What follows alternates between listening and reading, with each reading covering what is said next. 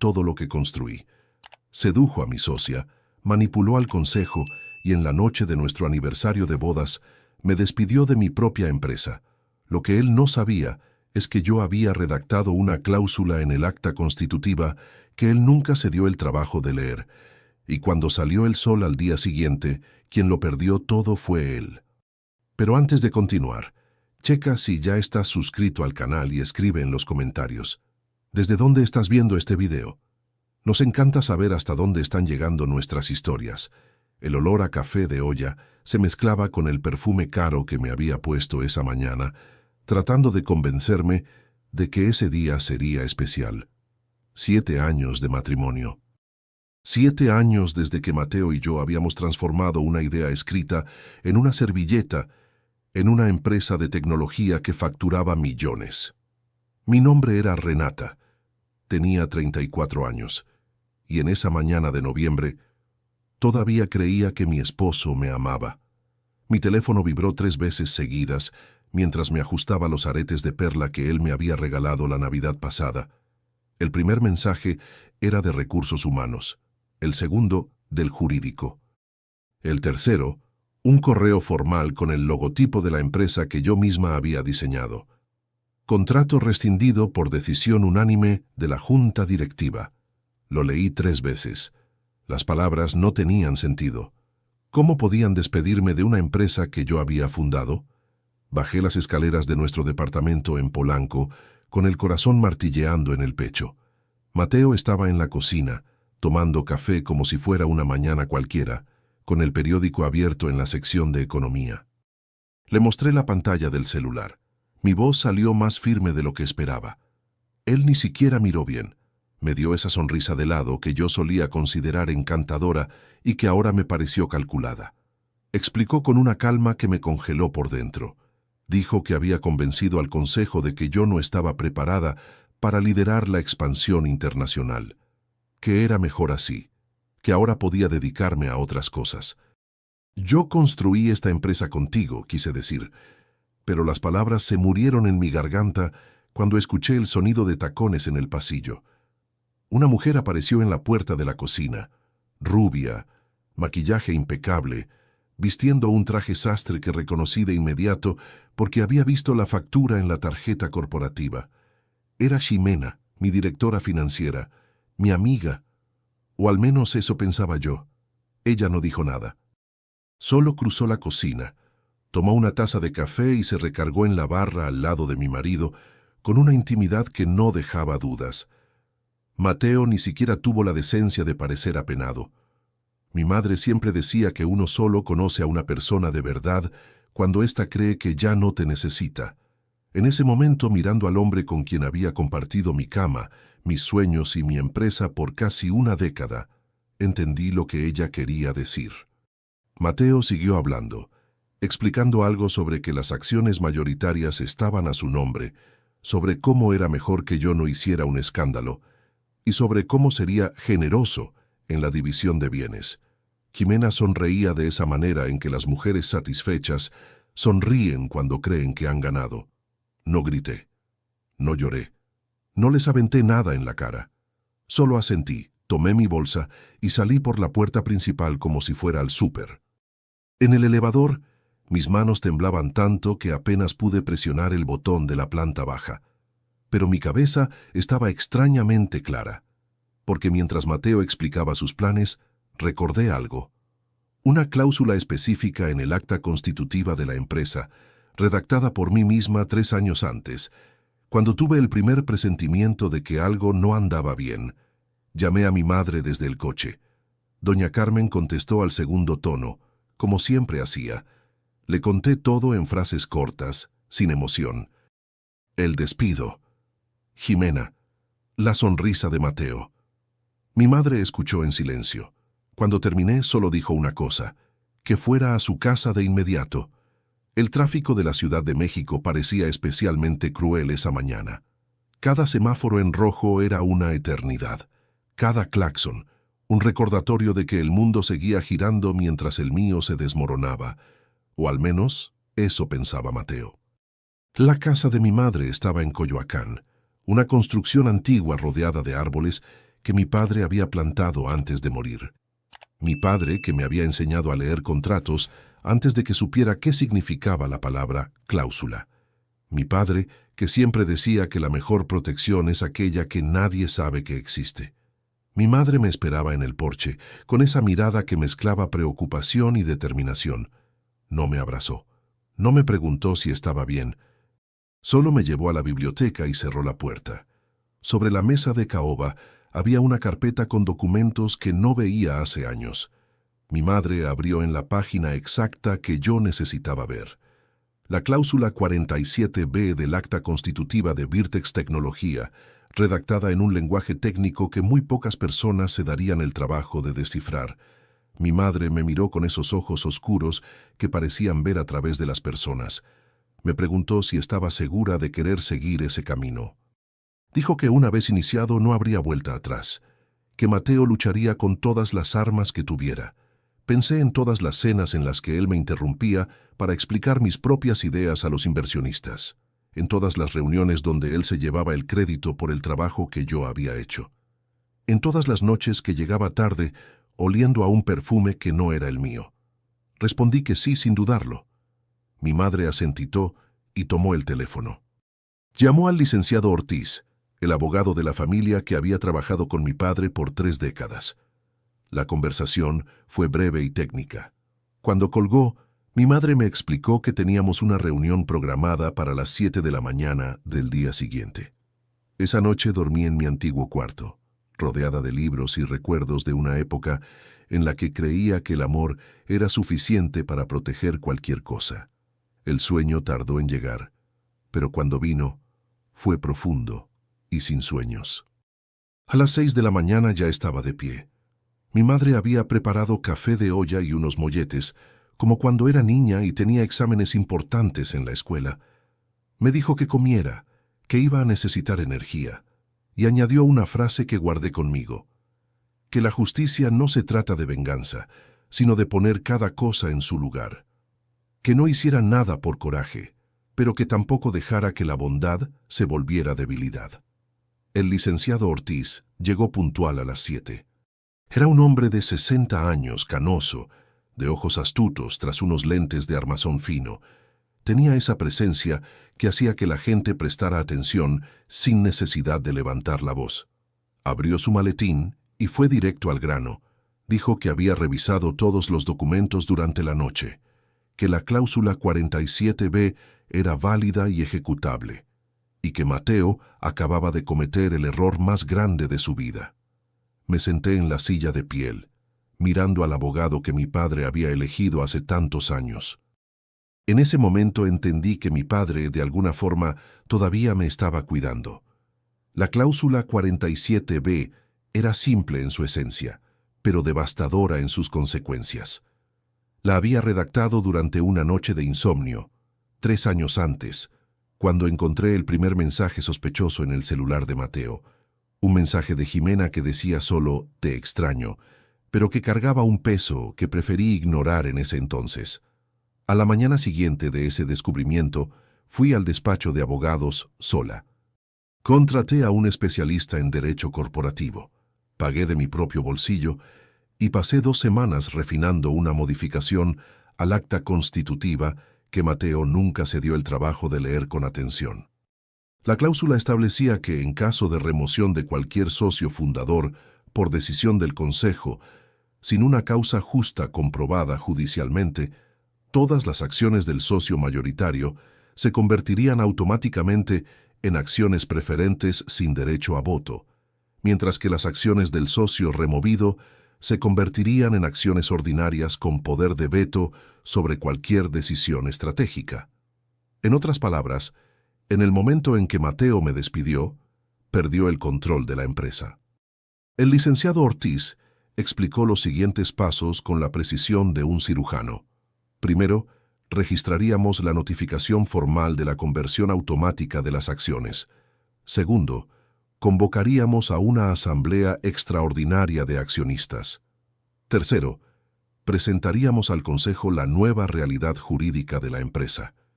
Mi madre escuchó todo en silencio, tomando notas en una libretita que usaba desde que yo era niña. Cuando el licenciado terminó, hizo solo una pregunta. Quería saber cuánto tiempo tendría Mateo para reaccionar. El abogado se ajustó los lentes y respondió que técnicamente la conversión ya había ocurrido en el momento en que el consejo votó mi remoción. Mateo podría impugnar judicialmente, pero el proceso llevaría meses, tal vez años, y mientras tanto él no tendría poder de decisión sobre nada. Salí de casa de mi madre con una carpeta llena de documentos y una extraña sensación de calma. No era satisfacción ni alegría. Era algo más parecido a la claridad, como cuando finalmente ves el camino después de andar perdida en la oscuridad por mucho tiempo. Mi teléfono no dejaba de vibrar, mensajes de colegas preguntando si estaba bien, correos de clientes confundidos con la noticia de mi salida. Una llamada de Mateo que mandé al buzón, otra de Jimena, a quien bloqueé de inmediato. Me fui a un hotel en el centro histórico. No quería quedarme en casa de mi madre y no tenía ninguna intención de volver al departamento que compartía con Mateo. El cuarto era sencillo, pero limpio y silencioso. Exactamente lo que necesitaba. Pasé el resto del día organizando mis pensamientos. Hice una lista de todas las personas en quienes podía confiar dentro de la empresa. Era una lista corta, 3 nombres, tal vez 4. Pero eran personas que conocía hace años, que habían construido sus carreras a mi lado, que me debían lealtad profesional, si no personal. Por la noche llamé a cada una de ellas. No les hablé de la cláusula, solo dije que necesitaba información sobre lo que estaba pasando en la empresa. ¿Qué estaba planeando Mateo? ¿Cómo había reaccionado el consejo a mi salida? Las respuestas me sorprendieron. No todos en el consejo habían votado a favor de mi remoción. 2 directores se habían abstenido y 1 votó en contra. La decisión fue apretada, conseguida por Mateo a base de presiones y promesas que sospechaba que no pensaba cumplir. Más interesante aún, los inversionistas extranjeros no habían sido consultados. Mateo convocó la reunión a las prisas, aprovechando que los representantes del Fondo de Singapur estaban de viaje. Una maniobra que, de ser descubierta, podría invalidar toda la votación. Anoté cada información en un cuaderno nuevo, con la misma metodología que mi padre me enseñó cuando era adolescente. Hechos de un lado, interpretaciones del otro, posibles acciones en una tercera columna. El teléfono sonó a las 10 de la noche. Era mi madre, queriendo saber si estaba bien. Respondí que sí, que estaba trabajando. Dijo que no debía estar sola, que podía volver a su casa en cualquier momento. Agradecí, pero rechacé. Necesitaba ese tiempo conmigo misma. Después de colgar, me quedé mirando el techo del hotel por un largo rato. Pensé en Mateo, en cómo nos conocimos en la UNAM. 2 jóvenes llenos de sueños y energía, en cómo me pidió matrimonio el mismo día que firmamos el acta de constitución de la empresa, en cómo creí que construiríamos un imperio juntos. La traición no dolía tanto como esperaba, tal vez porque en el fondo ya lo sabía desde hace tiempo. Los viajes de negocios que se alargaban de más. Las reuniones nocturnas con Jimena que nunca tenían minuta. Las miradas que se lanzaban cuando creían que yo no estaba poniendo atención. Lo que dolía era la torpeza. Mi propia torpeza de haber ignorado todas las señales, de haberme convencido de que estaba imaginando cosas, de haber puesto la empresa y el matrimonio por encima de mi propia intuición. Mi madre tenía razón cuando decía que uno no debe usar la bondad para comprar la decencia de los demás. La gente decente no necesita ser comprada, y los que no lo son nunca lo serán, sin importar cuánto amor les ofrezcas. Dormí mal esa noche. Desperté varias veces con el corazón acelerado, soñando con reuniones de consejo y contratos que se transformaban en serpientes, pero cuando salió el sol estaba lista. La notificación formal fue enviada a las 9 de la mañana en punto, por correo electrónico a todos los miembros del consejo, por mensajería certificada a la dirección de la empresa y por notario al departamento de Mateo. El licenciado Ortiz me llamó a las 10 para confirmar que todos los documentos habían sido entregados. La asamblea extraordinaria estaba convocada para dentro de 72 horas. el plazo mínimo exigido por los estatutos. Ahora tocaba esperar. A las 11, mi teléfono sonó. Era Mateo. Esta vez contesté. Su voz era diferente. Ya no tenía esa calma arrogante de la mañana anterior. Había algo de urgencia, de desesperación. Preguntó qué creía que estaba haciendo. Respondí con una pregunta. Quería saber si ya había leído la cláusula 47b del acta constitutiva. El silencio del otro lado de la línea me dijo todo lo que necesitaba saber. Mateo intentó argumentar, amenazar, negociar. Dijo que estaba destruyendo todo lo que habíamos construido, que me iba a arrepentir, que ningún tribunal aceptaría esa cláusula absurda. Lo dejé hablar. Cuando finalmente se detuvo para respirar, solo dije que nos veríamos en la asamblea, y colgué. A las 3 de la tarde recibí una llamada que no esperaba. Era uno de los inversionistas de Singapur, llamando directamente a mi celular personal. Había escuchado rumores sobre cambios en la estructura de la empresa y quería saber qué estaba pasando. Conté la verdad. Toda. El despido sumario, la cláusula de protección, la asamblea convocada. Escuchó en silencio, haciendo solo algunas preguntas técnicas sobre los documentos. Cuando terminé, dijo algo que me hizo sonreír por primera vez en 2 días, que siempre le había parecido extraño que una empresa fundada por 2 personas fuera dirigida por una sola, y que tal vez era hora de corregir ese desequilibrio. Colgué con la sensación de que las piezas empezaban a encajar. Los 3 días siguientes fueron los más largos de mi vida. Cada hora parecía arrastrarse, mientras me preparaba para la asamblea que podría cambiarlo todo.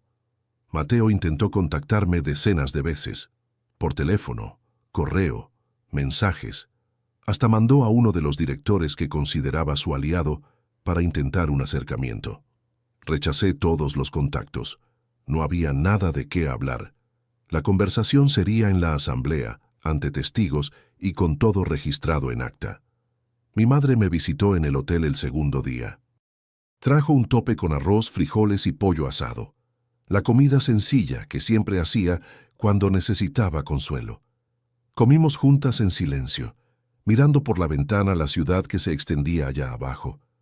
Me contó una historia que nunca había escuchado. Dijo que mi padre, muchos años antes, había pasado por algo parecido. Un socio que intentó sacarlo del negocio. Una traición que casi destruye todo. Pero mi padre, con la misma paciencia metódica que me enseñó después, había documentado cada paso, cada plática, cada decisión sospechosa. Cuando llegó la hora del enfrentamiento, tenía pruebas suficientes no solo para defenderse, sino para darle la vuelta al juego por completo. Le pregunté por qué nunca me lo había contado antes. Mi madre sonrió de esa manera triste en que las madres sonríen cuando saben algo que los hijos aún necesitan descubrir. Dijo que hay lecciones que uno solo aprende cuando está listo para escuchar, y que tal vez yo no estaba lista hasta ahora. En la víspera de la asamblea recibí una visita inesperada. Jimena apareció en la recepción del hotel pidiendo hablar conmigo. Mi primer instinto fue rechazarla, pero algo en la voz de la recepcionista me hizo cambiar de opinión. Dijo que la mujer parecía desesperada. Bajé al lobby, pero no la invité a subir. Nos sentamos en 2 sillones alejados, cerca de una ventana que daba a la calle transitada. Jimena estaba diferente. El traje caro había sido reemplazado por unos jeans y una blusa sencilla. Sin maquillaje, se veía más vieja, más cansada. Los ojos rojos indicaban que había llorado recientemente. Empezó a hablar antes de que yo pudiera decir nada. Las palabras salían atropelladas, mezclando disculpas con justificaciones y acusaciones. Dijo que Mateo le había prometido que estarían juntos. Que se iba a divorciar de mí, que ella sería la nueva presidenta de la empresa. La escuché en silencio, observando cada expresión, cada gesto nervioso. No sentí coraje, sentí algo más parecido a la lástima. Jimena había sido usada tanto como yo, solo que de una forma distinta. Cuando finalmente dejó de hablar, hice solo una pregunta. Quería saber qué planeaba hacer Mateo en la asamblea. Jimena dudó. Miró a los lados como si temiera ser observada. Después, en voz baja, lo contó todo. Mateo había contratado a un abogado especialista en litigios corporativos. La estrategia era impugnar la validez de la cláusula 47B, alegando que nunca había sido aprobada en asamblea de accionistas. Además, planeaba presentar pruebas de que yo había actuado de mala fe al redactar la cláusula en secreto, caracterizándolo como fraude corporativo. Era una estrategia agresiva, pero tenía puntos débiles obvios. La cláusula había sido incluida en una modificación del acta constitutiva que el mismo Mateo había firmado, sin leer con cuidado porque estaba demasiado ocupado con otras cosas. Con Ximena, probablemente. Agradecí la información. Ximena preguntó qué pasaría con ella ahora. Respondí honestamente que eso dependía de cuánto estuviera dispuesta a cooperar. Que si quería, podría contar la verdad sobre su relación con Mateo y sobre las decisiones que él había tomado usando la posición de ella en la empresa. Pareció considerarlo por un momento. Después sacudió la cabeza y dijo que no podía hacer eso, que amaba a Mateo, que todavía tenían un futuro juntos. Me levanté y me fui sin decir nada más. Hay gente que necesita tocar fondo antes de empezar a subir. Ximena aún no llegaba ahí. La mañana de la asamblea amaneció gris, con esa llovizna típica de la ciudad que lo cubre todo con una capa de melancolía. Me puse un traje sastre azul marino, colores sobrios que transmitían seriedad. Mi madre insistió en acompañarme y el licenciado Ortiz nos encontró en la puerta del edificio corporativo en Santa Fe, donde estaba la sede de Virtex. La sala de juntas del piso 30 estaba llena cuando llegamos. Todos los miembros del consejo presentes, además de representantes de los inversionistas, incluyendo a los de Singapur que habían insistido en participar presencialmente. Mateo estaba sentado a la cabecera de la mesa, flanqueado por su abogado y por Ximena, que había retomado su pose profesional. Cuando entré, el silencio fue inmediato. Sentí las miradas pesando sobre mí, algunas curiosas, otras hostiles, unas pocas solidarias. Caminé hasta la silla reservada para mí al otro lado de la mesa, frente a Mateo. Él me miró con esa expresión que conocía bien. Era la mirada que usaba cuando creía tener el control, cuando ya había calculado todos los movimientos y solo esperaba a que el adversario cayera en la trampa. La asamblea fue abierta por el presidente del consejo, un hombre mayor que había sido designado por los inversionistas y que siempre me había tratado con respeto profesional. Leyó la orden del día y le dio la palabra al abogado de Mateo. El abogado era bueno, tenía que admitirlo. Habló por casi una hora, presentando argumentos jurídicos elaborados, citando jurisprudencia, cuestionando la validez de la cláusula en todos los puntos posibles. Mientras él hablaba, yo observaba las reacciones alrededor de la mesa. Algunos miembros del consejo parecían convencidos, otros escépticos. Cuando llegó mi turno de hablar, el licenciado Ortiz se levantó primero. Con la calma de quien ha visto 1000 batallas legales, desmontó cada argumento del abogado contrario. La cláusula había sido incluida en una modificación aprobada en asamblea 3 años antes. Mateo había firmado el documento personalmente. El acta de la asamblea estaba registrada ante notario público, pero el as bajo la manga fue otro. El licenciado Ortiz presentó un documento que yo no conocía hasta ese momento. Era un correo de Mateo para Ximena, de 6 meses atrás, en el que discutía abiertamente el plan para removerme de la empresa. En el correo, mencionaba específicamente que necesitaba hacerlo antes de que yo descubriera algo que él llamaba el problema de la cláusula. El silencio en la sala fue absoluto. Mateo se puso pálido. Ximena empezó a temblar. Su abogado pidió un receso para consultar a su cliente. El receso duró 40 minutos. 40 minutos, en los que me quedé en la sala de espera con mi madre y el licenciado, mirando por la ventana la ciudad nublada. Mi madre no dijo nada, solo apretó mi mano con esa fuerza silenciosa que siempre me transmitió más que cualquier palabra. El licenciado Ortiz revisaba sus papeles con la concentración de un cirujano. Pregunté de dónde había salido ese correo. Explicó que una fuente anónima lo había enviado a su despacho la noche anterior. No sabíamos quién era, pero sospechábamos de alguien interno. Tal vez alguien de sistemas con acceso a los respaldos. Pensé en Ximena, en la plática del hotel, en la desesperación de sus ojos. ¿Sería posible que hubiera cambiado de opinión? ¿Que hubiera decidido cooperar al final de todo? Cuando se reanudó la asamblea, Mateo estaba visiblemente afectado. Su abogado intentó cuestionar la autenticidad del correo, pero el licenciado Ortiz ya tenía un peritaje técnico que confirmaba que el documento no había sido alterado. El presidente del consejo pidió silencio y abrió la votación sobre la cuestión principal, la validez de la cláusula 47B y sus consecuencias para la estructura accionaria. Uno por uno, los miembros fueron votando. Los representantes de Singapur votaron primero, a favor de la validez. Los dos directores que se habían abstenido antes también votaron a favor. El director que se había opuesto a mi despido obviamente votó a favor. Al final, el resultado fue de 7-3. La cláusula era válida. Las acciones de Mateo se convirtieron en acciones preferentes sin voto. Las mías, en acciones ordinarias con poder de veto. Mateo intentó protestar, pero su voz fue ahogada por el murmullo en la sala. Vi a Ximena levantarse y salir deprisa, sin mirar atrás. Su abogado empezó a recoger sus papeles, murmurando algo sobre amparos y recursos legales. El presidente del consejo dio por terminada la asamblea y me invitó a una reunión privada. Acepté, pero pedí unos minutos para recomponerme. En el baño del piso 30 miré mi reflejo. Era la misma mujer que había despertado 4 días atrás pensando que celebraría su aniversario. Pero algo había cambiado. En los ojos, tal vez, o en la forma de erguir los hombros.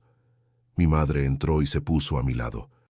Dijo que mi padre estaría orgulloso, que hice lo que tenía que hacer de la forma correcta. Respondí que no me sentía victoriosa. Sentía un vacío extraño, como si una parte de mí hubiera sido arrancada y aún no hubiera nacido nada en su lugar. Mi madre asintió. Dijo que era normal, que la justicia no llena el vacío de la traición, solo el tiempo lo hace. Y a veces, ni el tiempo. La reunión con el consejo duró 2 horas más. Discutimos la reestructura, el nombramiento de una nueva dirección financiera y los pasos para estabilizar la operación. Los de Singapur se mostraron muy interesados en tomar un papel más activo. Cuando salí del edificio, ya era noche. La llovizna había parado, pero el aire estaba húmedo con ese olor a asfalto mojado que me recordaba a mi infancia. Mi madre me esperaba en el coche. En el camino a su casa, prendí el celular por primera vez en horas. Decenas de mensajes, colegas felicitándome, clientes queriendo entender, periodistas pidiendo declaraciones y un mensaje de un número desconocido. Fui yo, perdón por todo. X. Se lo mostré a mi madre. Lo leyó en silencio y me devolvió el teléfono sin comentar nada. No respondí a Ximena. No había nada que decir.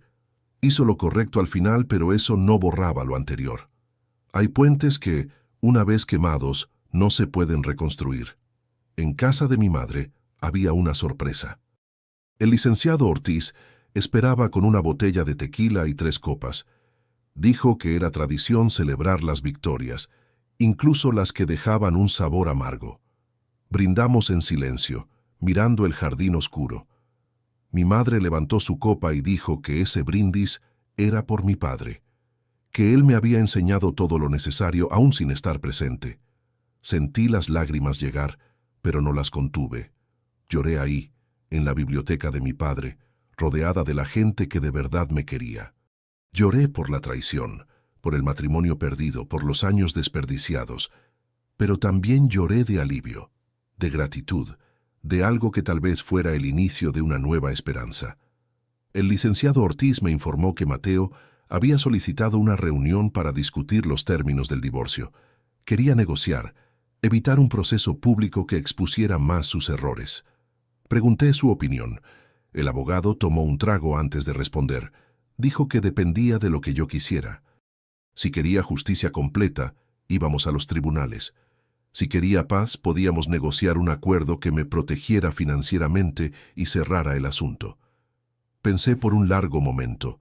El coraje seguía ahí, latiendo. Pero el coraje es un mal consejero. Mi padre siempre lo decía. Respondí que quería paz, pero una paz justa.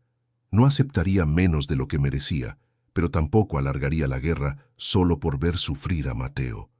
El licenciado asintió. Me ayudaría a conseguir exactamente eso. Las semanas siguientes fueron un torbellino. La vida no se detiene solo porque un matrimonio se acaba.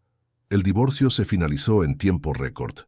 Mateo, acorralado por las pruebas, aceptó términos que yo misma consideré generosos. Se quedó con el departamento de Polanco, al que yo no quería volver. Yo me quedé con nuestra casa de descanso en Valle de Bravo y una compensación financiera sustancial. No hubo escándalo en la prensa, solo abogados intercambiando firmas. En la empresa, los cambios fueron profundos.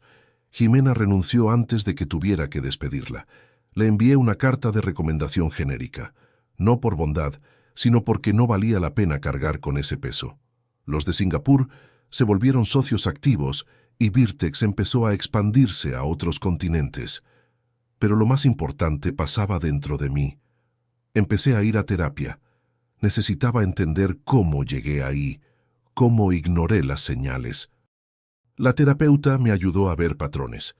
Mi tendencia a poner las necesidades de otros antes que las mías, mi dificultad para poner límites.